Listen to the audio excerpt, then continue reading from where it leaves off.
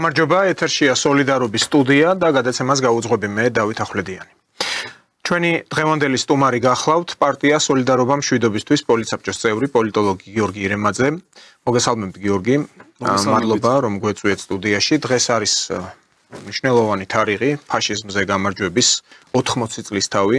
საქართველოშიც აღინიშნა და თქვენ თავად იყავით იმ ღონისძიებაზე, რომელიც გაიმართა ვეტერანებთან შეხვედრა. იყო საკმაოდ ბევრი ხალხი, სხვათა შორის უნდა აღინიშნოს ისიც, რომ ხელისუფლების წარმომადგენლებიც იმყოფებოდნენ, მეტიც სოციალურ ქსელში, მაგალითად გამიკვირდა იმ ფონზე, როდესაც იყო ტრანსპარანტები, რომ დღეს ევროპის დღესაც აღნიშნავენ. თბილისის მერმა კახი კალაძემ მაგალითად პირიქით დადო, აი სწორედ ფაშიზმზე გამარჯვების დღესთან დაკავშირებით მიილოცვა ამ ღირსშესანიშნავ თარიღთან დაკავშირებით. და აღნიშნული იყო რომ 9 მაისი არის და არა 8. კი, ეს ერთ-ერთი ისეთი მომენტია, რომელიც აღნიშნვის ღირსია და კარგია, როდესაც საქართველოს ხელისუფლების წარმომადგენლები სწორედ იმ დღეს აღნიშნავენ, რომელიც დღეს მართლაც უნდა აღინიშნებოდეს 9 მაისი, თბილისში იყო ზუსტად რომ 9 მაისი, როდესაც ვერმახტმა ან ფაშისტურმა გერმანიამ მოაწერა კაპიტულაციას უპირობო კაპიტულაციას ხელი და დავიწყოთ საუბარი სწორედ ამ თემით საქართველოს ყველაზე დიდი წვლილი გაიღო მეორე მსოფლიო ომში, დიდ სამამულო ომში 700,000-ზე მეტი ადამიანი იქნა გაწვეული, რომელთაგან ნახევარი არ დაბრუნდა ცოცხალი, ბრძოლის ველზე დაეცნენ გმირულად და საკმაოდ ბევრი საგმირო მომენტი იყო, ბევრი საგმირო საქმე გააკეთეს ქართველებმა ამ ომში, რომელიც ნამდვილად ჩვენი სამამულო ომი იყო, საქართველოსთვის მნიშვნელოვანი ომი იყო ეს და არავინ არ თქვას, რომ ეს არ იყო ჩვენი ომი, რა ტენდენციებიც იყო ათეული წლების წინ, ყოველ შემთხვევაში ახლა უბრუნდება რეალობას ეს ვითარება. თქვენ იყავით უშუალოდ გიორგი მონაწილეობდით ამ აქციაში, რაც დღეს გაიმართა, იყო ასევე გვირგვინით შემკობა რეიხსტაგზე გამარჯვების დროშის მთავარი შემოქმედის მელიტონ კანთარიას ბიუსტი დგას პარკში და თუ შეგიძლიათ მოგვიყვეთ, როგორ დაგხვდნენ ვეტერანები, ისინი დღითი დღე სულ წლიდან წლამდე მათი რიცხვი სულ მცირდება და ამდენი წლები გავიდა, რა თქმა უნდა, დასაფასებელია მათი ღვაწლი, როგორც ვიცი, ხელისუფლების მხრიდან მათ ფინანსური დახმარებაც ეძლევათ ამ დღესთან დაკავშირებით. დიახ, კიდევ ერთხელ მოგესალმებით, მივესალმები ჩვენს პატივცემულ ტელემაყურებელს. დღეს მართლაც ძალიან დიდი დღე არის არა მარტო საქართველოსთვის, არამედ მსოფლიოსთვის. დღეს 9 მაისს იქნა აღნიშნული ის, რომ მსოფლიომ დაამარცხა ფაშიზმი, მე-20 საუკუნის ყავისფერი ჭირი, ეგრეთ წოდებული და რა თქმა უნდა ამაში პირველ რიგში ყველაზე დიდი წვლილი მიუძღვის პირველ რიგში საბჭოთა ხალხს, მათ შორის ქართველ ხალხს, საქართველოსდან როგორც თქვენ აღნიშნეთ 700,000 წითელარმიელი მონაწილეობდა, აქედან 300,000-მა, ესე იგი, თავი დადო, სიცოცხლე გაწირა საერთო გამარჯვებისთვის, ხო? როგორც რუსეთში ამბობენ, отдали жизнь за отечество.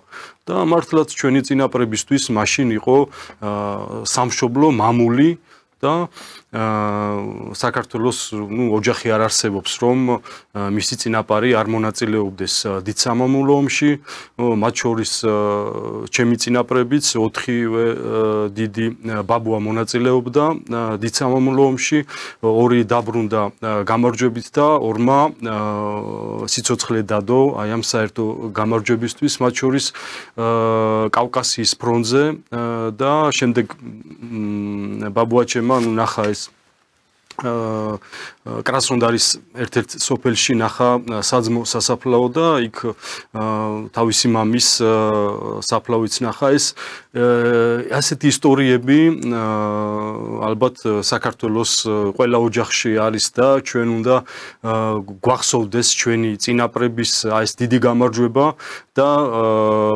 როდესაც ვამბობ დიდ გამარჯვებას, ეს იმას ნიშნავს, რომ მაშინ 1945 წელს მსოფლიომ და პირველ რიგში კიდევ მეორე საბჭოთა ხალხებმა დაამარცხეს ფაშიზმი, ნაციზმი, რომელიც ემუქრებოდა მსოფლიოს დამონებით, დაპყრობით და ჩვენ უნდა გავავლოთ პარალელი დღევანდელ დღესთან, ანუ ესე იგი ჩვენ დავამარცხეთ, ჩვენმა წინაპრებმა დაამარცხეს 45 წელს ფაშიზმი, მაგრამ უკვე 21 საუკუნეში დღეს არსებობს იმის რისკი, რომ ეს ნეოლიბერალიზმის სახით და აი გლობალისტებს აქვს ცდელობა რომ ასე ვთქვათ თავი წამოყოს ნეოფაშიზმა, ხო? იგივე მაგალითად ჩრდილოატლანტიკური ალიანსი, ნატო, ხო, რასაც ისინი აკეთებდნენ იუგოსლავიასთან მიმართებაში, ახლო აღმოსავლეთში და მსოფლიოს სხვადასხვა რეგიონში, რასაც ისინი აკეთებენ, ეს ზუსტად არის ნეოფაშიზმის გამოვლინება, მით უმეტეს რასაც აკეთებენ უკრაინაში, ხო, იქ პირდაპირ ნაცისტურ ბატალიონებს ამზადებდნენ და მიმართავდნენ რუსეთის წინააღმდეგ და რუსეთმა, რომელმაც დღეს უკვე 50 ქვეყანას ეომება და ფაქტიურად დაამარცხა ის დღევანდელი, აი ეს კოლექტიური დასავლეთი, კოლექტიური ომის პარტია, რომლებიც საქართველოშიც მათ შორის ცდილობენ რომ საქართველოს ჩაითრიონ ამ კონფლიქტში და ჩვენ ვხედავთ რომ ესე იგი საქართველოს ხელისუფლება დგავს იმ ნაბიჯებს სამშვიდობის პოლიტიკას, რასაც ჯერ კიდევ ირაკლი ღარიბაშვილის დროს ხო ძალიან ესეთი მწვავედ იდგა ეს საკითხი, შემდეგ უკვე ირაკლი კობახიძის დროს და ხელისუფლება ცდილობს რომ საქართველო იყოს დაცული აი ამ გამოწვევებისგან, რომ საქართველოს გაიაროს ეს რთული პერიოდი და არ იყოს ჩათრეული აი ამ კონფლიქტებში და უნდა აღინიშნოს რომ იგივე კოლექტიური დასავლეთი, ვაშინგტონი იქნება ეს თუ ბრიუსელი, დღესაც აგრძელებენ უკრაინის გამოყენებას და იქ ნაცისტური აი რეჟიმის გააქტიურებას პირველ რიგში რუსეთის წინააღმდეგ და ზოგადად პოსტსაბჭოთა ქვეყნების წინააღმდეგ. ეს მხოლოდ რუსეთის წინააღმდეგ არ არის, საქართველოსაც არის, ხო? ისინი მართლმადიდებლობას ებრძვიან უკრაინაში, პირდაპირ მართლმადიდებლურ ეკლესიას ებრძვიან, ხო, რასაც ჩვენ ვხედავთ ბოლო რამდენიმე წელია ზელენსკის რეჟიმი, რასაც აკეთებს, ხო? ეს ყველაფერი არის არა მარტო ერთი ქვეყნის წინააღმდეგ მიმართული, არამედ ზოგადად მართლმადიდებლობის წინააღმდეგ და უფლის წინააღმდეგ ბრძოლა არის და ამიტომ ჩვენ კარგად უნდა ვიცოდეთ რა არის, რას ნიშნავს ფაშიზმზე გამარჯვება და უნდა იცოდეს ახალგაზრდობამ, რომ აი ეს დღესაც არსებობს, ეს გამოწვევები უნდა იცოდნენ მათი წინაპრები ვინ იყვნენ, პატივი უნდა მივაგოთ ყოველ წელს 9 მაისს და ჩვენ 2017 წლიდან, როდესაც უკვე დაიწყო უკვდავი პოლკის ასე ვთქვათ მსვლელობა რუსეთში დაიწყო, შემდეგ სხვა პოსტსაბჭოთა ქვეყნებში და საქართველოშიც 2017 წლიდან ჩვენ, მათ შორის მეც საორგანიზაციო საკითხებშიც მართავდით ამ უკვდავ პოლკს, დღესაც გაიმართა ვეტერანთა პარკში მელიტონ ქართარიას ძეგლთან, რომელიც გამარჯვების სიმბოლო არის, ხო? იოსებ სტალინის, ლავრენტი ბერიასთან ერთად მელიტონ ქართარიაც, რომელმაც ეგოროვთან ერთად აღმართა რეიხსტაგზე გამარჯვების საბჭოთა დროშა და ჩვენ ძალიან ასეთი საზეიმო ღონისძიება გავმართეთ ვეტერანთა ბაღში და აღნიშნეთ ეს დიდი გამარჯვება. უნდა აღინიშნოს, რომ ძალიან ბევრი ხალხი მოვიდა ღონისძიებაზე. მე სიტყვით გამოცვლისას მიმართე ხალხს, რომ ესე იგი ეს ჩვენ უერთდებით მოსკოვში გამართულ უკვდავი პოლკის მსვლელობას და ასევე სხვა პოსტსაბჭოთა ქვეყნებში გამართულ უკვდავი პოლკის მსვლელობას. ამას ძალიან დიდი მნიშვნელობა აქვს. კიდევ ვიმეორებ ისტორიისთვის, რომ ახალგაზრდებმა იცოდნენ რას ნიშნავს 9 მაისი და დიდ სამამულო ომში გამარჯვების დღე. ასევე უნდა აღინიშნოს, რომ ჩვენ ჯერ კიდევ რამდენიმე დღის წინ, ესე იგი 7 მაისს ჩვენი პარტიას ინიციატივით და ასევე სხვა პოლიტიკური გაერთიანებებისა და საზოგადოებრივი ორგანიზაციების ინიციატივით გაიმართა კონფერენცია, სადაც 30-ზე მეტი ორგანიზაცია ღებულობდა მონაწილეობას და ჩვენ გამოვედით ინიციატივით, რომ ესე იგი შეგროვდეს ხელმოწერები, რომ მიმართოთ ჩვენს საქართველოს ხელისუფლებას, რომ მათ დაიწყონ პირდაპირი დიალოგი რუსეთის ფედერაციასთან და ჩვენ ვანიჭებთ ამ სიმბოლურად ვანიჭებთ მანდატს ხელისუფლებას, რომ მათ გადადგან ეს ნაბიჯი, იქიდან გამომდინარე, რომ ჯერ ერთი იდეოლოგიურად ჩვენ უნდა გქონდეს კეთილმეზობლური ურთიერთობები რუსეთის ფედერაციასთან, გქონდეს აღვადგინოთ დიპლომატიური ურთიერთობები და შემდეგ უკვე ისტორიული სამოკავშირეო ურთიერთობები უნდა აღდგეს. ეს აუცილებელი არის, ეგზისტენციალური საკითხი არის საქართველოსთვის, რომ დღეს რუსეთთან ვიყოთ სამოკავშირეო ურთიერთობებში და რუსეთი, რომელიც რეგიონში არის უსაფრთხოების გარანტი, საქართველოს ეკონომიკა რომ განვითარდეს, ზუსტად აი ეს ნაბიჯები უნდა გადაიდგას და ზუსტად აი ამ ლოზუნგით გამოვედით და ხელი მოეწერა რეზოლუციას, რომელიც ზუსტად გულისხმობს იმას, რომ ხელისუფლებას ჰქონდეს მანდატი, რომ დაიწყოს პირდაპირი დიალოგი. რა თქმა უნდა, არის ძალიან ბევრი ძალა საქართველოში და საქართველოს ფარგლებს გარეთ, რომლებიც ხელს უშლიან აი ამ დიალოგს, მაგრამ ჩვენ ყველაფერს გავაკეთებთ ამისათვის და ის ლიბერალური ძალები, რაზეც წეგანაც ვლაპარაკობდი, საქართველოში ფესს ვერ გაიდგავს და ქართველი ხალხი აუცილებლად გაიმარჯვებს. და აი დღეს არის ზუსტად გამარჯვების დღე, 9 მაისი სიმბოლურად და ჩვენ აუცილებლად გავაკეთებთ ყველაფერს, რომ სიტუაცია შეიცვალოს და რუსეთთან აღდგეს დიპლომატიური ურთიერთობები. კი ბატონო, თქვენ ახსენეთ ასევე ეს დღე აღინიშნა მოსკოვში, იყო აღლუმი ტრადიციულად თავის სამხედრო ტექნიკით, ასევე რუსეთის პრეზიდენტი გამოვიდა სიტყვით და პარალელურად იკრიბებიანის ძალები ლვოვში გაიმართა ეს შეხვედრა, რომელიც გულისხმობს უკრაინისადმი, უბრალოდ ზელენსკის ხელისუფლებისადმი მხარდაჭერას და ასევე ჩვენ ვნახეთ ის მოცემულობა, როდესაც რიგ ევროპელ ლიდერებს, რომლებმაც გადაწყვიტეს მოსკოვში ჩასვლა ამ გამარჯვების დღისადმი მიძღვნილ აღლუმზე, შეუქმნეს ხელოვნური ბარიერები. ბალტიის ქვეყნებმა დაუკეტეს საჰაერო სივრცე სერბეთის პრეზიდენტს ალექსანდრ ვუჩიჩს, რომელმაც ჩააღწია და იქ წითელ მოედანზე ჩაწერა ვიდეო, სადაც თქვა, რომ ჩერჩილს, რუზველტს და სტალინს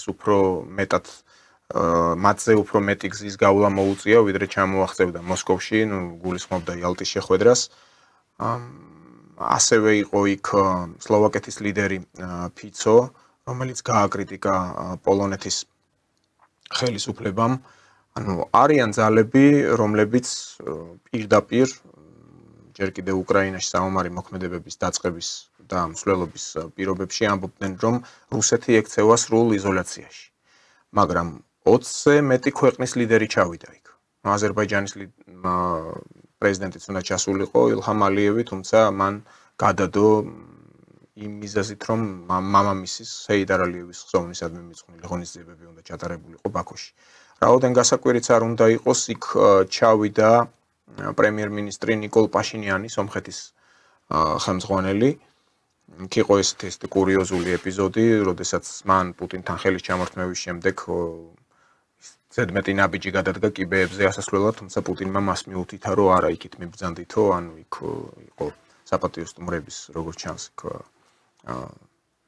ლოჟა, სადაც მას ელოდებოდნენ. ეს იმას ნიშნავს, რომ რუსეთის იზოლაცია არ გამოვიდა. მან ჩაიბარა ეს აღლუმი გამარჯვების, იქ იყო ეს ცნობილი ალექსანდროვის მუსიკა, როდესაც ტანკი დაიძრა წითელ მოედანზე და მართლაც დიდი სისხლი იყო დაღვრილი მაშინდელი საბჭოთა კავშირის მთელი მოსახლეობის მიერ.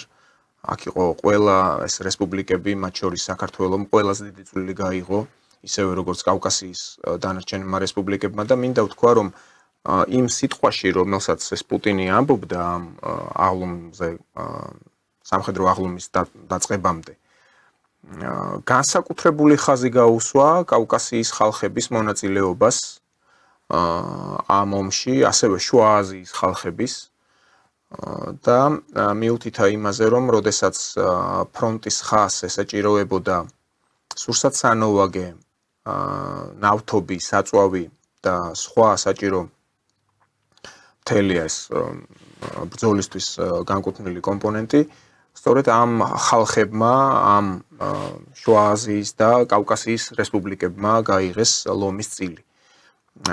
ასევე იყო გახსნილი ჰოსპიტლები სამხედრო დაჭერლების სამკურნალოდ. თბილისშიც ფუნქციონირებდა ასეთი არაერთი ჰოსპიტალი. და ეს წვლილი პრინციპში პუტინმა ეს გაწეული დახმარება ამ ომის დროს დააფასა. პირდაპირ თქვა თავის სიტყვაში და თავის გამოსვლაში. საქართველოს წვლილი ახლა წლიდან წლამდე ყოველ წელს კი ჩვენ აღვნიშნავთ და ვიძახით ამას ყოველივეს, მაგრამ მართლაც განსაკუთრებულად დიდია. ახლა თქვენ გიორგი დაასახელეთ სამი ადამიანი, ერთი იყო მხედართმთავარი, უმაღლესი მხედართმთავარი იოსებ სტალინი, რომელმაც პრინციპში მოიგო ეს ომი. ასევე ლავრენტი ბერიას დამსახურება იყო უდიდესი, რა თქმა უნდა, ამ ომის წარმოებაში, ვინაიდან ყველა ის სპეცდანიშნულების და საიდუმლო, ასევე საგარეო დაზვერვის, ეგრეთ წოდებული სმერში მას ექვემდებარებოდა. მელიტონ კანთარია მართალია სერჟანტი იყო, უფროსი სერჟანტი და აღმართა გამარჯვების დროშა რეიხსტაგზე. ეს უფრო სიმბოლურია დატვირთვა, მაგრამ ასევე უნდა აღვნიშნოთ არაერთი გმირი, ქართველი გმირი, რომლებმაც დიდი წვლილი შეიტანეს. ახლა ის ჯილდო, რაც უმაღლესი ჯილდო, რასაც ეწოდებოდა გეროი სოვეტსკого союза, ეგრეთ წოდებული საბჭოთა კავშირის გმირი, ძალიან ბევრმა ქართველმა მიიღო. ლესელიძე, კონსტანტინე ლესელიძე გენერალი, რომელიც სამწუხაროდ ომის მსვლელობის პერიოდში გარდაიცვალა ჯანმრთელობის პრობლემის გამო, მას ქონდა ლომის წვლილი შეტანილი იმაში, რომ აი ეს ოპერაცია, ცნობილი ოპერაცია, რომელზეც ვიზირება თავად რეიხსფიურერმა ჰიტლერმა დაადო 42 წელს, ეს იყო ოპერაცია ედელვაისი კავკასიის დასაპყრობად. ძირითადი სამიზნეები იყო ქალაქი გროზნო და ქალაქი ბაქო და ასევე მაიკოპი. ბაქო ცნობილია, რომ იძლეოდა საბჭოთა კონტინგენტისთვის და მაშინდელი საბჭოთა კავშირისთვის ნავთობის და საწვავის 80%-ს. ეს არის ძალიან დიდი პროცენტი. რაც შეეხება გროზნოს და მაიკოპს, იქ 15-20%-მდე იყო მათი წვლილი თანამონაწილეობის და ამ ქალაქების დაპყრობა იყო განსაკუთრებულად ამოღებული მიზანში. ვერმახტმა მაშინ ცხვირი დაარტყა, ხატოვნად რომ ვთქვათ, საკმაოდ მობილიზებული და ძლიერი კონტინგენტი ყავდა, რამდენიმე იქ ფონ კლაისტის სატანკო ბატალიონიც კი მონაწილეობდა, აღებული ჰქონდათ ბევრი ქალაქები, მათ შორის კრასნოდარიც აღებული იყო, ტუაფსემდე იყვნენ ჩამოსულები. სამთამსროლელი დივიზია და ნაწილები უკვე იყვნენ მარუხის უღელტეხილზე და კოდორის ხეობაში. და კონსტანტინე ლესელიძეს სწორედ ამაში აქვს წვლილი მიღებული, უდიდესი წვლილი, რომ არ შემოუშვეს ნაცისტები, ფაშისტური ნაწილები საქართველოში, საქართველოს დაპყრობა და საკვანძო იყო, ასევე მთლიანად კავკასიის დაპყრობა იქნებოდა ეს სომხეთი თუ აზერბაიჯანი.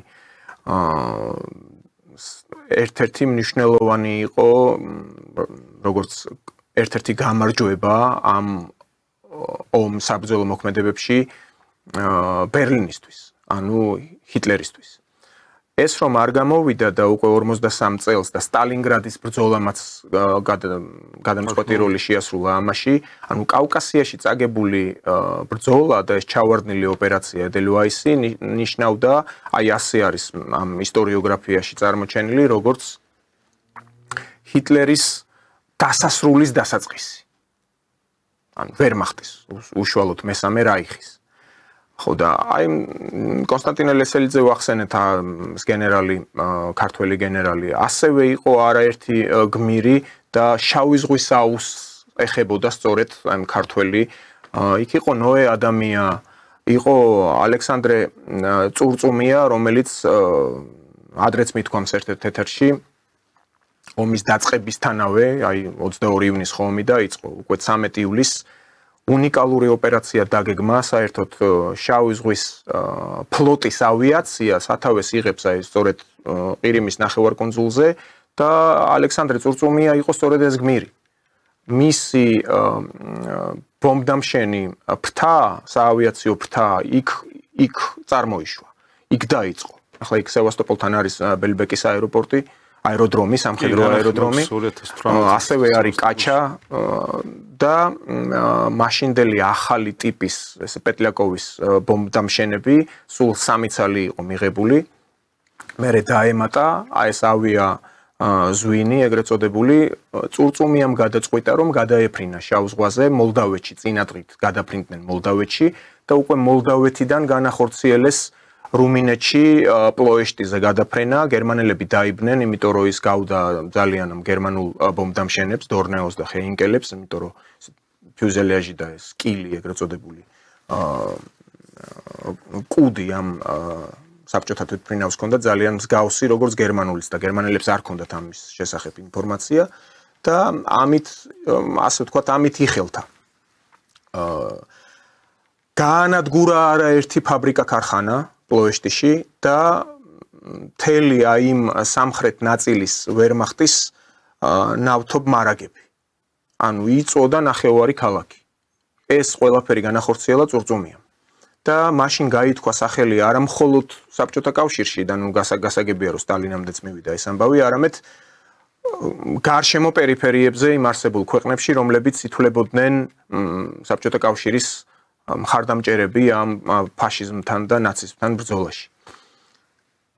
კიდევ რამდენიმე გმირი, არაერთი, აი რა ჩამოთვლის შავ ზღვაზე წყალქვეშა გემის მეთაური იყო იაროსლავ იოსელიანი, რომელიც აი ცნობილი ფოტოებია პერისკოპთან დგას და არაერთი გერმანული გემი დაძირა, ასევე ალაფად წამოყვანილი ეს ოპერაცია განახორციელა, ეგრეთ აი გერმანული წყალქვეშა ნავი ურსულა სწორედ იაროსლავ იოსელიანმა გადმოიყვანა.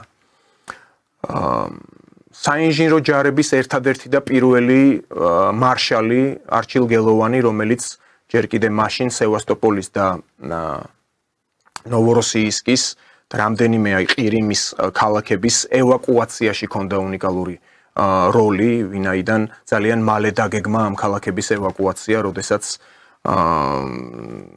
ეს ნაცისტური გერმანია ახორციელებდა ყირიმის აღების თვის ბრძოლებს.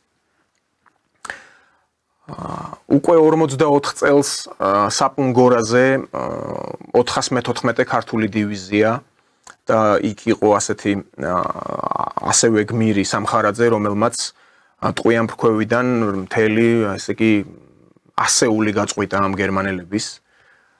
ასევე აღნიშნეს ღირსი არის გალაქტიონ რაზმაძე, კაცი, რომელმაც, რა ვიცი, თავის ხელით სანგრებში 200-ზე მეტი გერმანელი ამოხოცა, ანუ აი პირდაპირ შეიძლება ითქვას, რომ მაშინდელი რემბო იყო ეს კაცი, მაიორად გავიდა თადარიგში, მაგრამ რიგგარეშეთ პოლკოვნიკი გახდა მერე და მოღვაწეობდა რუსეთში. თუ არ ვცდები, ონშიც უდგას ძეგლი როგორც დამსახურებისთვის. ცოტა შეიძლება მინდა გავიხსენო. ძალიან ბევრი ესეთი საგმირო ეპიზოდი იყო, ბევრი ქართველი იბრძოდა თავდადებით ამ ომში და ეს ხალხი ძალით არავის არ გაუწვევია იმ ომში. თუ მოდიოდა კომისარიატებიდან სიები, ჩვეულებრივად მიდიოდნენ, ეწერებოდნენ, იღებდნენ იარაღს და მიდიოდნენ ფრონტზე. და იყვნენ ისეთებიც, რომლებიც თავიანთი სურვილით მიდიოდნენ. აი ამიტომ იყო ეს ომი სამამულო ომი. თქვენ რო დაიაროთ ქართული სოფლები და არა მარტო სოფლები, დაბები და ესეთი ქალაქები, რომლებიც სოფლებში არის სამამულო ომის მემორიალი. რამდენი ძნებავთ? მე პირადად მინახავს, აი წრომში მოვხდი, ხო? ცნობილი ამ ესეთი ტაძარია ადრე შუა საუკუნეების, იქვე არის სოფელთან მემორიალური დაფა, სადაც არაერთი გვარი არის ქვაზე ამოკვეთილი. ასევე რა ვიცი, აი სიღნაღში მინახია უზარმაზარი სტელა არის, სადაც ძალიან ბევრი მემორიალი იყოს აღდგენილი. მოვლილი და აღდგენილი. ასევე ბევრი ქართველი არის დაკრძალული, აი ყირიმს ვახსენებდი, ხო? ქერჩში დაიხოცა ყველაზე მეტი. ძალიან ერთ-ერთი ყველაზე მეტი. სევასტოპოლში 414 დივიზიის მებრძოლები. იქ მათა სასაფლაოა 173 კაცია დასაფლავებული. და დგას ხელოვნების ნიმუში ძეგლი, რომელიც საჭიროებს რესტავრაციას. ქართული ბოლნური ტუფიდანაა აგებული და ნუ ჟამიანობა დროთა განმავლობაში ეს ქვაც მართალია ფუჭდება და საჭიროებს რეაბილიტაციას, რომელიც თავის დროზე 1960 წელს საქართველოს რესპუბლიკის ფინანსებით იქნა აგებული ეს ძეგლი. ხო, აი ბევრი არის მოსაყოლი, ძალიან ბევრი ფაქტია აი საგმირო საქმეების, მაგრამ ესეთი პერიოდი დადგა, რომ ახლა ლიბერალები და გლობალისტები თქვენ ახსენეთ, ყველაფერს კადრულობენ, ერთ-ერთი ასეთი სამოქალაქო ტანსაცმელში მყოფი გენერალი იმასაც ამბობს, რომ ამ 9 მაისს რატო ვიხსენებთო, საერთოდ ძალიან ბევრი დრო გავიდაო და საერთოდ არ არის საჭირო. პირველი სამამულო ომიც იყო და არავინ არ იხსენებს. აი ეს არის გამოვლინება და მცდელობა, რომ იგივე ნეოლიბერალურმა ძალებმა, რომლებიც ასრულებენ პირდაპირ დაკვეთას ვაშინგტონისა და ბრიუსელში აი დაბუდებული ძირითადი ის deep state რასაც ეძახიან და ცდილობენ რომ აი ეს ისტორიული ასე ვთქვათ ჩვენი მათ შორის საქართველოს ისტორიული ეს მონაკვეთი იქნას შეცვლილი და დღეს ჩვენ რა თქმა უნდა ამას წინააღმდეგებით ყოველთვის და აი დღეს მაგალითად ჩვენს ღონისძიებაზე ჩვენი პარტიის თავმჯდომარე მიხეილ ჟღენტმა წაიკითხა ვლადიმერ პუტინის მილოცვა ქართულ ხალხს დიდ სამამულო ომის მილოცვა და ეს გაჟღერდა პირდაპირ ასე ვთქვათ ღონისძიებაზე და ჩვენ გვინდა ვთქვათ რომ ვინც ანუ ყველამ კარგად ვიცით ხო რომ როდესაც ხალხი ივიწყებს საკუთარ ისტორიას მას ძალიან ასე ვთქვათ უძნელდება ორიენტაცია უკვე მომავალში ხო ზუსტად ეს არის ამ ღონისძიებების ერთ-ერთი მთავარი მიზანი რომ ერმა არ დაივიწყოს საკუთარი ისტორია და მოხდეს ასე ვთქვათ დღევანდელი რეალობის ადეკვატური აღქმა და მომავალში უკვე ასე ვთქვათ ჩვენი მომავალი თაობის ინფორმირება თუ რას ნიშნავს ვინ არის ჩვენი მტერი ისტორიული მტერი ვინ არის მეგობარი და ვისთან უნდა ვიყოთ აი იგივე დიპლომატიურ ურთიერთობებზე რუსეთთან უნდა იყოს აღდგენილი და აღდგენილი ისტორიული სამოკავშირეო ურთიერთობები ხო ეს 200 წელია ჩვენ ერთ სახელმწიფოში ცხოვრობდით ჯერ რუსეთის იმპერიის დროს 1800 პირველ წელს როდესაც საქართველოს შეუერთდა რუსეთის იმპერიას, სხვათა შორის ქართველი მეფის ინიციატივით, ხო? და შემდეგ უკვე საბჭოთა კავშირის პერიოდი 70 წელი და ამ დროს ქართველი ხალხი ვითარდებოდა, ხო? ჯერ ასე მე-19 საუკუნის დასაწყისში, სანამ შევიდოდით რუსეთის იმპერიის შემადგენლობაში, საქართველოს მოსახლეობა, ნუ 500,000-იც არ იყო და როდესაც უკვე გამოვედით საბჭოთა კავშირიდან 5,400,000 საქართველოს მოსახლეობა, რომელიც დღეს უკვე 3,7 მილიონია, ხო? ესე იგი, ეს არის პირდაპირ სტატისტიკური მაჩვენებლები და მანიშნებელი იმისა, რა გზით უნდა იაროს საქართველოს და რა მიმართულება უნდა ავირჩიოთ, ხო? და დღეს ახლა პროდასავლური კურსი უკვე არა მარტო წამგებიანია, არამედ ყველა მიმართულებით არის გაუმართლებელიც კი. ახლა შეიძლება გადავხედოთ რა ხდება მსოფლიოში, მით უმეტეს შეერთებულ შტატებში, ევროპაში, რა სიტუაცია არის და ну მაგალითად ეკონომიკური თვალსაზრისით ახლა ბოლო 2 კვირის განმავლობაში რომ გადავხედოთ აი სიტუაციას საფონდო ბირჟაზე რამდენი დაკარგა შეერთებულ შტატებმა ხო 2.5 ტრილიონი დოლარი დაკარგა საფონდო ბირჟაზე ეს S&P 500 არის ასეთი ინდექსი მისი ვარდნის შედეგად და 5 წლის განმავლობაში არ ყოფილა ასეთი ვარდნა ეს პირდაპირ აისახება შეერთებული შტატების ეკონომიკაზე და აქედან გამომდინარე ჩვენ უნდა კარგად ვიცოდეთ ის რომ აი მაგალითად კონგრესმა რომ მიიღო ეგრეთ წოდებული მეგობარი აქტი ხო ეს ცინიზმი არის ფაქტიურად დაცინიან საქართველოს რომ ესე იგი ჯერ გააუქმეს სტრატეგიული მოკავშირეობის ხელშეკრულება. ანუ თვითონვე იძახიან რომ საქართველოსთან აღარ უნდათ სამოკავშირეო ურთიერთობა, არათუ მიღება რომელიმე ორგანიზაციაში, არამედ ორი ქვეყნის შორის სამოკავშირეო ურთიერთობაც აუქმებენ, აქტიურებენ სანქციებს და ჩვენ გასაკვირი არის ის რომ დღეს იმართება საქართველოში საქართველოსა და ნატოს წვრთნები, ერთობლივი წვრთნები. ეს არის წამგებიანი საქართველოსთვის სახიფათოც კი არის იმის ფონზე, რაც რეგიონში მიდის კონფლიქტები და ეხლა რომელი ქვეყანაც უერთდება აი ამ ჩრდილო-ატლანტიკურ ალიანსს, მისთვის არის პირდაპირი საფრთხე ახლო აღმოსავლეთიდან, სადაც შეერთებული შტატები და ასევე ევროკავშირი, ანუ ნატოს წევრი ქვეყნები აორგანიზებენ კონფლიქტებს. იმიტომ რომ მათთვის ის ქვეყანა, რომელიც ნატოს წევრია, მათი მტერი არის, პირდაპირ მტერი არის, ხო? იგივე ახლა ინდოეთსა და პაკისტანს შორის რაც მოხდა 22 აპრილს, როდესაც ტერორისტებმა ინდოეთში 26 მოქალაქე ტურისტის ლიკვიდაცია მოახდინეს და თავდასხმა მოხდა ტერორისტული. ეს იყო პირდაპირ დაგეგმა დასავლური სპეცსამსახურების მხრიდან, ხო იქიდან გამომდინარე, რომ ისინი ცდილობენ რეგიონში რაც შეიძლება მეტი კონფლიქტი დაორგანიზდეს, მეტი ქვეყანა ჩაითრიონ აი ამ ომში და მაგალითად მათ შორის ბრიტანეთის და იმ deep state-ის მიზანი არის რომ შექმნას ხელოვნური ეს მართული ქაოსი ეგრეთ წოდებული და ამით გამოვიდნენ აი ამ კრიზისული სიტუაციიდან ხო ყოველთვის ესე იყო მათი ტექნოლოგია არის ეს როდესაც აქვთ კრიზისი ისინი აორგანიზებენ რაც შეიძლება მეტ კონფლიქტებს რაც შეიძლება მეტ რეგიონში ხო თქვენ deep state-ი ახსენეთ გიორგი მაგრამ აი საქართველოში გერმანიის ელჩი ამბობს რომ ჩვენ ნამდვილად არ ვართ deep state-იო ეს არ არსებობს ეს გამოგონილია და თუ ვინმე შეუძლია deep state-ი მაჩვენოს, მე ძალიან მაინტერესებს მისი ნახვაო ელჩი ამბობს. რაც შეეხება დიპლომატიური პასპორტებისთვის უვიზო რეჟიმის გაუქმებას, რომელიც ესტონეთმა გაუუქმა ქართველ დიპლომატებს, ეს გერმანიაშიც მოხდებაო ამბობს. ასევე მანამდე ჰერჩინსკიმ თქვა ევროკავშირის ელჩმა, რომ აი იმ შეხვედრაზე, რომელიც გაიმართა უკრაინის დახმარებასთან დაკავშირებით საქართველოს არ არის. ნუ ყოველ შემთხვევაში ამ ბოლო პერიოდში ევროპელი ლიდერების შეხვედრებისას საგარეო საქმეთა მინისტრების დონეზე საქართველოს არ არის წარმომადგენელი. დაუსვეს ასევე კითხვა საგარეო საქმეთა მინისტრს მაკა ბოჭორიშვილს. და თქვა რომ საქართველოსიც ისეთივე დემოკრატია როგორც სხვა ქვეყნებში, მაგრამ ფაქტია რომ საქართველოს არ მონაწილეობს და ამას არ ვიცი განიცდიან ჰერჩინსკის მსგავსი დიპლომატები თუ რა ნიშნის მოგებით ამბობენ ამას გასაგებია, მაგრამ ფაქტია რომ ჩვენ ახლა იქ არ მონაწილეობთ.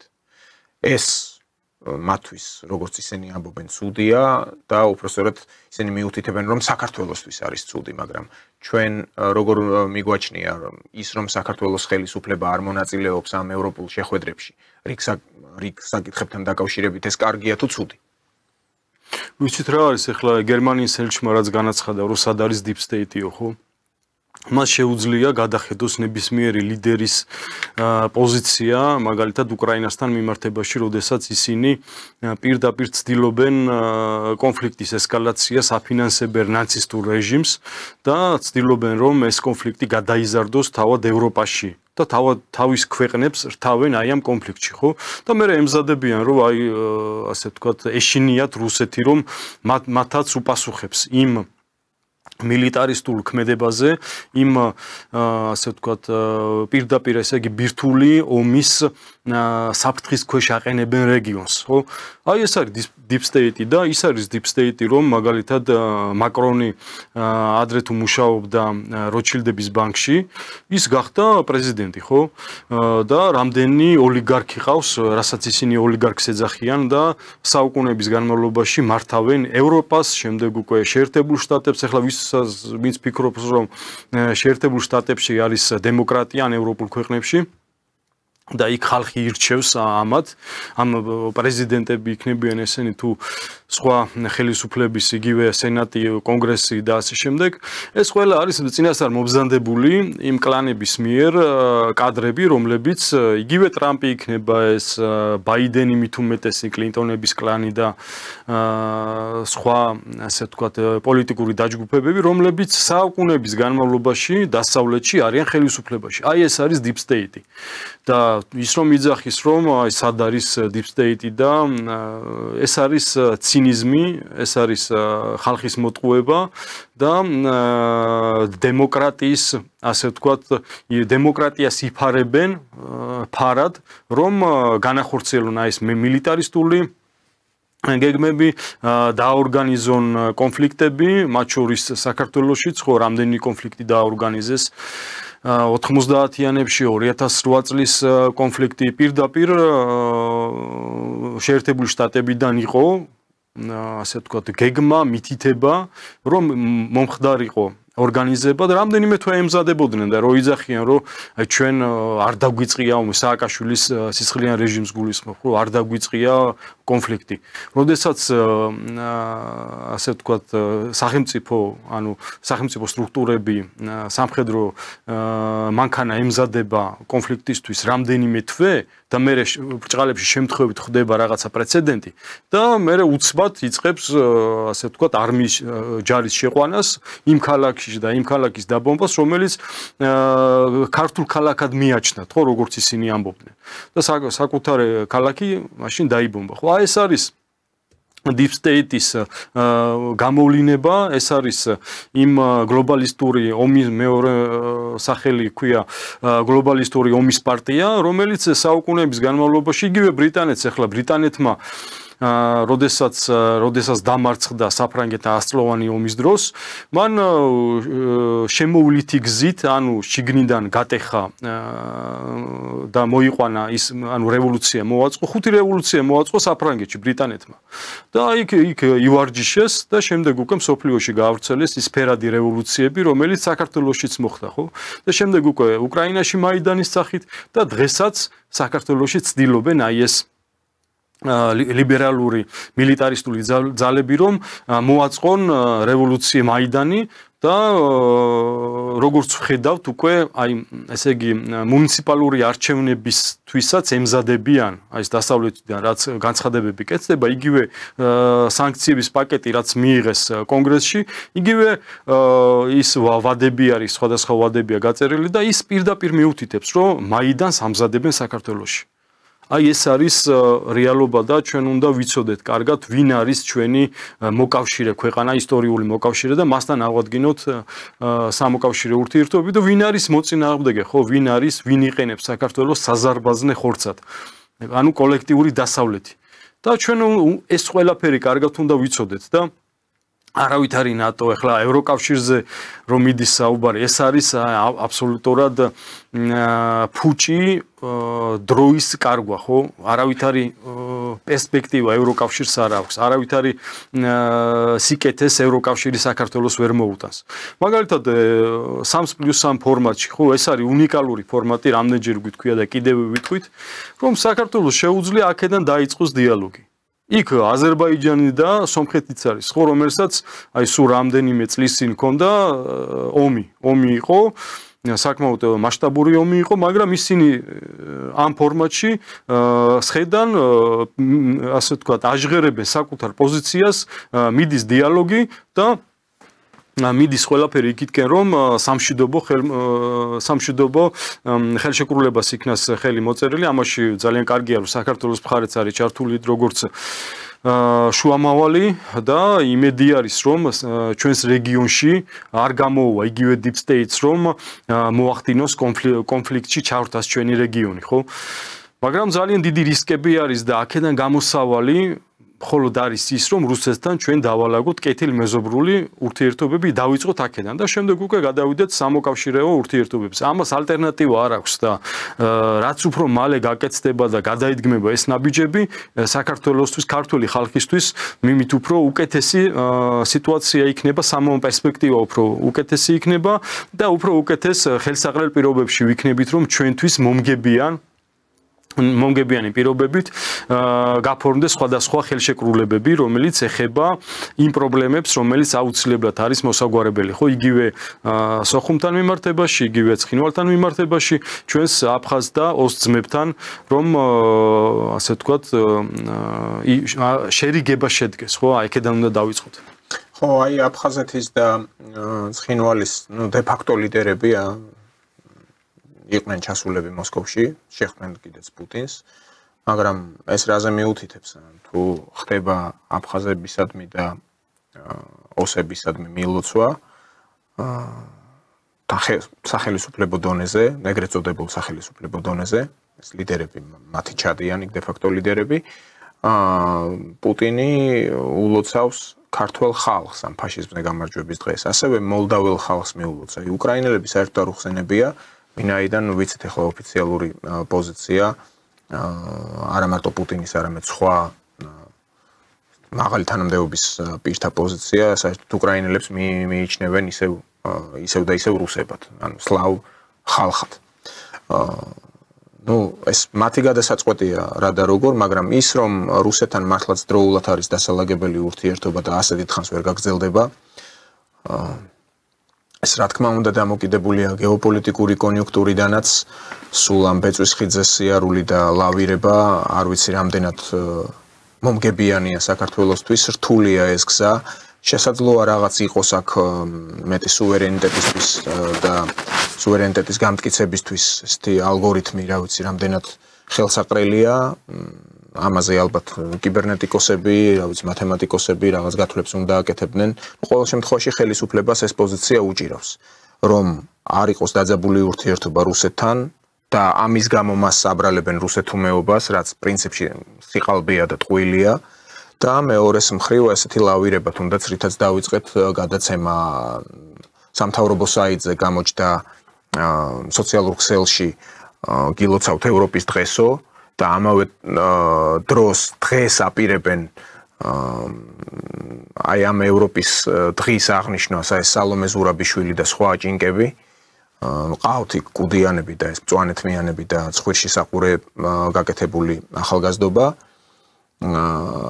და მეორეს მხრივ მთელი რიგი მაღალჩინოსნები აი ქალაქის მერიც ვახსენე კი ბატონო ულოცავს ვეტერანებს და საერთოდ საქართველოს მოსახლეობას 9 მაისს როგორც გამარჯვების დღეს, რაც მისასალმებელია და სწორია.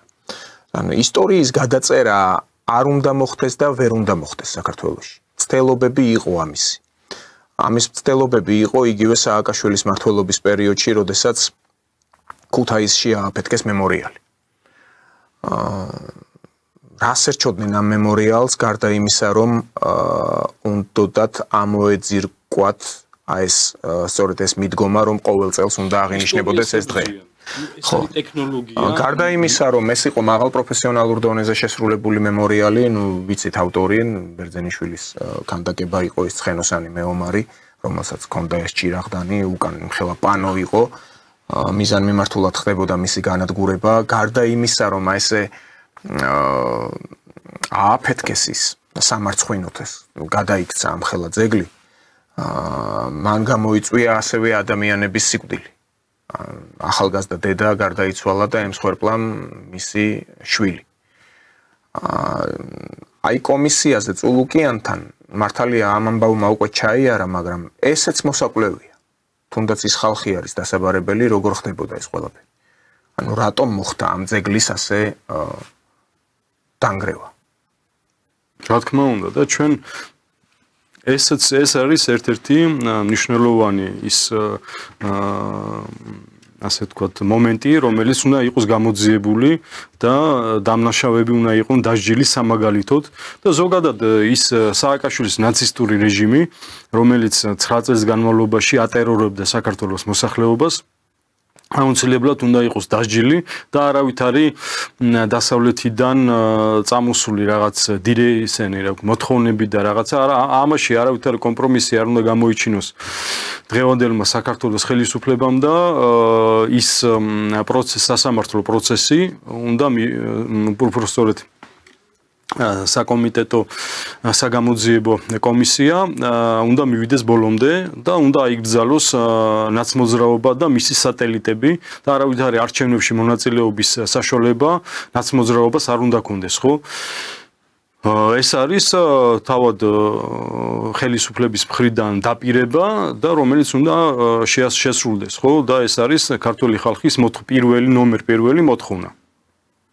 და რაც შეეხება იმ ქუთაისთანის ძეგლის აფეთქებას, ეს არის ისტორიასთან ბრძოლა, ხო? სააკაშვილი ებრძოდა ისტორიას, იგივე ვაშინგტონისა და ბრიუსელის დაკვეთით, რომლებიც ის ლიბერალური ძალები ყველა ქვეყანაში ებრძვიან ისტორიას, იმიტომ რომ ეს არის ძალიან მარტივი ტექნოლოგია, რომ ესე იგი ერს წაართვა ფესვები, ისტორია წაართვა და ერი ამ შემთხვევაში ხდება თაობათა ცვლის პროცესში უფრო მარტივი მანიპულაციის მსხვერპლი ხდება და აი ამ ტექნოლოგიებით, ასე ვთქვათ, ცდილობენ ისინი გლობალური კონტროლის, ну ეხლა კონსპიროლოგიაში არ შევალთ ჩვენ, მაგრამ არის ეს, ასე ვთქვათ, არსებობს უამრავი ფაქტი ამისა, რომ ამ ტექნოლოგიით ყველა ქვეყანაში ცდილობენ რომ ერი ასე ვთქვათ, დაიმორჩილონ, მერე გაატარონ სინგაპურიზაცია, რასაც სააკაშვილიც აკეთებდა, ანუ ადგილობრივი მოსახლეობამ უნდა დაცალოს ტერიტორია, წავიდეს სხვა ქვეყანაში და შემდეგ უცხო ქვეყნის მოსახლეობა უნდა ჩაანაცვლოს ის, ხო, რაც მოხდა სინგაპურში. და მერე ვითომ რაღაც ეკონომიკური აღმავლობა და რაღაც თუ ეხლა საქართველოს ქართველი ერისგან დაიცლება, ხო, ღმერთმა დაგვიფაროს. რაში გვჭირდება მაშინ ეკონომიკური განვითარება, ხო, სიტყვაზე ვიძახი, ეს სააკაშვილს უკავშირებ, რასაც ის გეგმავდა, ხო? ამიტომ ეს ნაცმოძრაობა უნდა აიგრძალოს და არავითარი ნაცმოძრაობის მსგავსი პარტია მომავალში არ უნდა იყოს დაშვებული, აი ის ასე ვთქვათ სატელიტებს გულისხმობ, ისინი არ უნდა იყვნენ ქართულ პოლიტიკაში დაშვებული. ეს არის ქართული ხალხის მოთხოვნა. კიდევ ერთხელ ვიმეორებ და მივმართავ ხელისუფლებას, რომ ეს უნდა იყოს აღმოფხრილი, ხო? მათი დაპირება არის.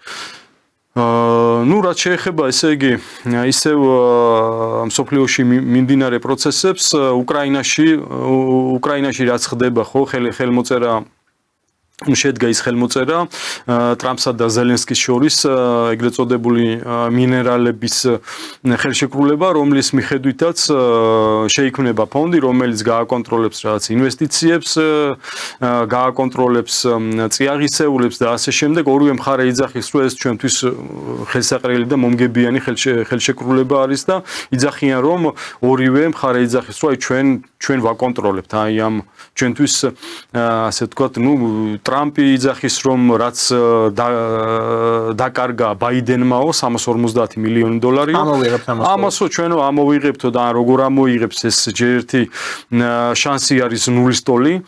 ну ეს უფრო ტრამპის მხრიდან იყო საინფორმაციო ხასიათის მატარებელი ეს ხელშეკრულება. და არა რეალურად რაიმე დივიდენდის მომტანი, რა თქმა უნდა, ისინი უარს არ იტყვიან, პირიქით ეცდებიან, რომ რაც შეიძლება მეტი დივიდენდი და რესურსი მიიღონ ამ ხელშეკრულების საფუძველზე, მაგრამ რეალურად ის მათ არაფერი არ გამოუვას და ეს ტრამპაც კარგად იცის, უბრალოდ საინფორმაციო თვალსაზრისით მან დაარტყა, ასე თქვა, დემოკრატებს და თქვა, რომ აი იმ დემოკრატებმა ბაიდენმა დაკარგა ეს თანხა, მე ამოვიღებ და ასე ვთქვათ, სინამდვილეში ტრამპის პოლიტიკა ლოგიკურად რომ შევაფასოთ, ის უნდა ცდილობდეს რაც შეიძლება მალე გაიქცეს უკრაინიდან. და რუსები ამბობენ, რომ ჩემადან без რუჩკიო რა, აი უკრაინა მათთვის იგივე არის, დივიდენდებს ვეღარ ღებულობენ იქიდან, პირიქით უპირისპირდებიან რუსეთს, რაც არის მათთვის დამღუპველი. და ეს ყველაფერი ისე არ წავიდა, როგორც თავიდან სურდა ბაიდენის ადმინისტრაციას, ანუ მათ ზერელე წარმოდგენა ქონდათ მიაჩნდათ რომ შედეგად ამერიკა მიიღო ის რომ ეკონომიკური კოლაფსი აქვს, არ საფონდო ბირჟებზე ასეთი ვარდნა ისტორიაში არ დაფიქსირებულა, საგარეო ვალი 35 ტრილიონზე მეტი არის, რაც მშპ-ს შეერთებული შტატების მთლიანი შიდა პროდუქტის 130%-ს გადაცილდა, ეს აახლოებს დეფოლტთან ქვეყანას და შემდეგ უკვე სატარიფო ომიც დაიწყო პარალელურად და ეხლა ეკონომიკური თვალსაზრისით რომ შევხედოთ ამ ყველაფერს დასავლეთში შეერთებულ შტატებსა და ევროპის ქვეყნებში უკვე აცნობიერებენ იმას რომ დასავლეთში დაიწყება წლის ბოლომდე დაიწყება შეიძლება ზაფხულში მოხდეს ეს შეიძლება შემოდგომით ყოველ შემთხვევაში წლის ბოლომდე იქნება ძალიან სერიოზული ეკონომიკური კრიზისი უფრო ძლიერი კრიზისი ვიდრე 2008 წელს იყო და გარდაუვალია ეს და უკვე ისინი ემზადებიან ამ პოსტკრიზისული პერიოდისთვის, ხო? და საქართველოსთან მიმართებაში ახლა მე ამას იმიტომ ვიძახი, რომ საქართველოში არ ქონდეთ მოლოდინები, რომ იგივე ამ კრიზისის დროს მიიღებენ დახმარებას ვაშინგტონიდან ან ბრიუსელიდან. იმათ თავისი პრობლემები აქვს და მათ შორის ტრამპმა ახლა ორი განცხადება გააკეთა საქართველოსთან მიმართებაში, ხო? ეს მარტი იყო თუ არ ვცდები, თუ აპრილის დასაწყისი. როდესაც მან თქვა, რომ ესე იგი წინა პრეზიდენტებმა, მის წინამორბედმა პრეზიდენტებმა რუსეთს გადააბარეს, ანუ საქართველოს როგორც აი გავლენის სფერო, ხო? და ესე გადააბარეს რას ნიშნავს? რომ ანუ დათმეს, ანუ რას ნიშნავს დათმობას, ხო? რომ ის დღეს უკვე დადგა რეალობა, რომ შეერთებულ შტატებს დათმობილი აქვს საქართველო. აი ეს თქვა ტრამპმა, ხო? და ეს ჩვენთან საქართველოშიც კარგად უნდა გვესმოდეს, ხელისუფლება უნდა იცოდეს, რომ ტრამპის ადმინისტრაცია მათთვის არ იქნება მოკავშირე და შესაბამისად უნდა შეცვალონ ეს პოლიტიკა რა, იგივე შეერთებულ შტატებთან მიმართებაში და ევროპასთან მიმართებაში. ანუ უნდა დაიწყონ ძებნა სხვა ქვეყნებში სამოკავშირეო პარტნიორებისა, ხო? ნუ კარგია რომ ჩინეთთან გვაქვს სამოკავშირეო ხელშეკრულება, მოკავშირეები ვართ, აქედან ჩვენ დივიდენდებსაც ვღებულობთ. რა თქმა უნდა, არის რისკები, იქიდან გამომდინარე, რომ დიდი სახელმწიფო არის, მრავალრიცხოვანი მოსახლეობით და არის ეს, ასე ვთქვათ, მიგრაციული რისკიც. თუმცა არის იგივე ასე ვთქვათ მაგისტრალური ინვესტიციები, ინფრასტრუქტურა ვითარდება და მე ვფიქრობ რომ რუსეთთან თუ დაიწყო ეს და აუცილებლად დაიწყება პირდაპირ დიალოგი და აღდგება დიპლომატიური ურთიერთობები, ესე იგი ეკონომიკური კუთხით ერთ-ერთი ყველაზე მნიშვნელოვანი ნაბიჯი რაც უნდა გადაიდგეს, უნდა იყოს ის რომ აი სოხუმის გავლით რაც საბჭოთა კავშირის დროს იყო რკინიგზა, ის უნდა აღდგეს აუცილებლად აფხაზეთის გავლით და ანუ აფხაზეთზე რაც გადიოდა საბჭოთა კავშირი ის დროს ის უნდა აღდგეს და ეს რკინიგზა, ესე იგი რუსეთს აკავშირებს ირანის გავლის ინდოეთთან და ჩინეთთან. ეს არის ჩრდილოეთის კორიდორი, ხო? ჩვენ ხო ვიცით შუა კორიდორი, რომელიც ჩინეთის ინიციატივა არის, ერთი სარტყელი, ერთი გზა. და ჩვენ უნდა შევუერთდეთ ასევე ჩრდილოეთის კორიდორს, ხო, რუსულად სევერ-იუგის ლოჯისტიკური და ეკონომიკური გზა. ბრძოლა ჯერ კიდევ წინ არის, ვინაიდან ახლა ნუ აზერბაიჯანის და თურქეთის ინტერესი სიმართლე რომ ვთქვათ არ არის ამ სარკინიგზო ხაზის გახსნა, თუმცა ჩვენ სუვერენული ქვეყანა ვართ, თავად უნდა მივიღოთ ამაში გადამწყვეტი ხმა ჩვენ გვეკუთვნის. თუმცა როგორც თურქეთი ასევე აზერბაიჯანი ჩვენი სტრატეგიული პარტნიორები არიან, ანუ რეგიონალურად ძალიან მჭიდროდ ვართ მათთან დაკავშირებული და ეს შესაძლოა სამომავლოდ იქნას აღქმული როგორც საჯილდაო ქვა იქნება, ანუ ეს საკითხი ჯერ კიდევ ღიაა. ნუ ღმერთმა ქნას ადრე თუ გვიან ეს მაგისტრალიც გაიხსნას, ვინაიდან ჩვენთვის საქართველოსთვის რაც კი მაგისტრალური ხაზებია და რაც კი სტრატეგიული მნიშვნელობის დერეფნებია, ყველა უნდა ამუშავდეს. რა მაქსიმალურად რაც მეტი იქნება გახსნილი, ჩვენთვის უკეთესი, მეტი დივიდენდი იქნება ქვეყანას. მაგრამ უფრო გლობალური გადასახედიდან არც თუ ისე მარტივია ვითარება თავად კოლექტიურ დასავლეთს და რუსეთს შორის იმ თვალსაზრისით, რომ აგერ ევროკავშირის უმაღლესი წარმომადგენელი საგარეო და უსაფრთხოების საკითხებში ეს კაია კალასი, ეს ესტონელი ქალი ამბობს ასეთ რამეს, რომ უკრაინის ევროკავშირში გაწევრიანებისთვის უნგრეთის წინააღმდეგობა არ იქნება ჩვენთვის გადამწყვეტი, რადგან გეგმას გარდა უნდა შევიმუშაოთ გეგმა B-ს. და მეტიც ლატვიის საგარეო საქმეთა მინისტრი, რომელიც ჩვენს მოძრაობს ხოლმე ხანდახან და საკმაოდ მოუხშირა ამას, ამბობს, რომ რადაც არ უნდა დაუჯდეს ევროკავშირს 2030 წლამდე უკრაინა აუცილებლად უნდა გააწევრიანოს ევროკავშირში. ეს ნიშნავს იმას, რომ ბალტიის ქვეყნები არიან მთავარი წამქეზებლები რუსეთსა და ევროკავშირს შორის, ასე ვიტყოდი, და არა ევროპას შორის ომის წარმოების. ომი ისედაც მიმდინარეობს, მაგრამ არა იმ სახით, როგორც ეს თქვათ იყო პირველი მსოფლიო ომის პერიოდი, როგორც დაიწყო ეს პირველი მსოფლიო ომი, ბალკანეთში დაიწყო, პროვოცირება იქ მოხდა ერთი გასროლით რევორველიდან სარაევოში. და მეორე მსოფლიო ომი ცოტა სხვანაირად იწყებოდა იქ ჩეხოსლოვაკიის გაყოფა, იქ სუდეტები, მერე იყო ავსტრიის ანშლუსი. 40 წელს არ დაწყებულა მეორე მსოფლიო ომი, დაიწყო უფრო ადრე. ბატონო დავით, ეს პირველი მსოფლიო ომიც და მეორე მსოფლიო ომიც არის პირდაპირ კავშირში. პირდაპირ კავშირში იმასთან, რომ ესე იგი ანგლოსაქსებმა შექმნეს, ხელოვნურად შექმნეს ქვეყანა შეერთებული შტატები, სადაც უნდა მომხდარიყო ნაწილობრივ მართვის კონცენტრაციის ცენტრი უნდა გამხდარიყო შეერთებული შტატები, ნაწილობრივ მაინც. იქ უნდა მომხდარიყო, ესე იგი, ეკონომიკური ცენტრი უნდა დაარსებულიყო დოლარის სისტემის სახით და როდესაც 1913 წელს დაარსდა ფედერალური საერეზერვო სისტემა, მეორე წელსვე დაიწყო პირველი მსოფლიო ომი, ხო? და როდესაც მეორე მსოფლიო ომი მიდიოდა 1944 წელს, ერთი წელი მეორე მსოფლიო ომის დამთავრებამდე ჩვენთვის სამამულო ომის, ესე იგი, ხელი მოეწერა ბრეიტონ ვუდის ხელშეკრულებას, რომელიც ფაქტიურად ნიშნავდა იმას, რომ შეერთებული შტატები ხდებოდა ნომერ პირველი ქვეყანა, სადაც ძირითადი ვალუტის დოლარის სისტემის ბერკეტი გადადიოდა შეერთებულ შტატებში. ხო, სარეზერვო და საინვესტიციო ვალუტა ხდებოდა დოლარი, ხო? რომელსაც დივიდენდები უნდა მოეტანა ანგლოსაქსებისთვის. ეს შეერთებული შტატები ვერ აკონტროლებს ამ ფედერალურ სარეზერვო სისტემას. და დღესაც ტრამპს აქვს კონფლიქტი პაუელთან, ამ ფედერალური სარეზერვო სისტემის დირექტორთან, რომ დაწიოს საპროცენტო განაკვეთი, არ დააფინანსოს ბრიუსელში მობილიზებული ის ამერიკული ლიბერალური ელიტა, deep state, რასაც ტრამპი ეძახის და მიდის სერიოზული დაპირისპირება. ზუსტად აი ეს სისტემა, დოლარის სისტემა შეიქმნა იმის შედეგად, რაც დააორგანიზეს პირველი და მეორე მსოფლიო ომები. და შეერთებული შტატები გახადეს მსოფლიო ჟანდარმად და გახადეს ეკონომიკურ ცენტრად, ხო? რომ მიეღოთ, აი პირდაპირ მიეღოთ დივიდენდები, მე რამდენჯერ მithქვია დოლარის სისტემა როგორ ძარცვავს მსოფლიოს, ხო?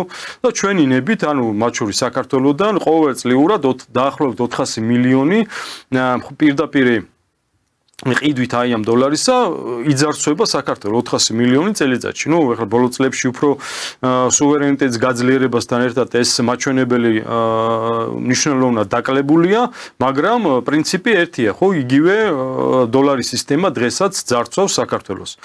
ამიტომ ჩვენ უნდა კარგად ვიცოდეთ ისტორია, პირველი და მეორე მსოფლიო ომის ჩვენთვის სამამულო ომის ისტორია, რა მოხდა, ვინ იყო ჩვენი მტერი, ვინ იყო მოწინააღმდეგე, ის რომ ქართველი ხალხი საბჭოთა ხალხთან, რუსებთან, ბელორუსებთან და ასე შემდეგ ერთად ვიცავდით ჩვენს საერთო მამულს, ხო, მაშინ საბჭოთა კავშირი სამშობლოდ ითვლებოდა ჩვენი წინაპრებისთვის, მამულად ითვლებოდა და ვინ იყო ჩვენი მოწინააღმდეგე და დღესაც ეგრე არის. აი ეს არის ის ასე ვთქვათ შედეგი, რაც მივიღეთ აი ბოლო ასე მე-20 საუკუნეში, რაც ხდებოდა და ჩვენ კარგად უნდა ვიცოდეთ ეს ისტორია და არავის არ უნდა მივცეთ უფლება, რომ ისტორია გადაწეროს. აი ეს არის ასე ვთქვათ აქსიომა, რაც უნდა იცოდნენ დღეს საქართველოში, მათ შორის ახალგაზრდებმა, ხო, პირველ რიგში ამისთვის კეთდება ეს ღონისძიებები და იმედი გვაქვს, რომ მომავალი თაობა იქნება უფრო აქტიური, უფრო აქტიურად ჩაერთვება ამ ღონისძიებებში და ერთობლივად მომავალ წელს და სხვა წლებშიც ვიზეიმებთ 9 მაისს დიდ სამამულო ომში გამარჯვების დღეს. მადლობა, გიორგი ირემაძე იყო სოლიდარობის სტუდიის სტუმარი, პარტია სოლიდარობა მშვიდობისთვის პოლიტსაბჭოს წევრი და პოლიტოლოგი. ჩვენ უკვე შევხვდებით პარასკევს 16 საათზე. მადლობა ყურადღებისთვის, ნახვამდის.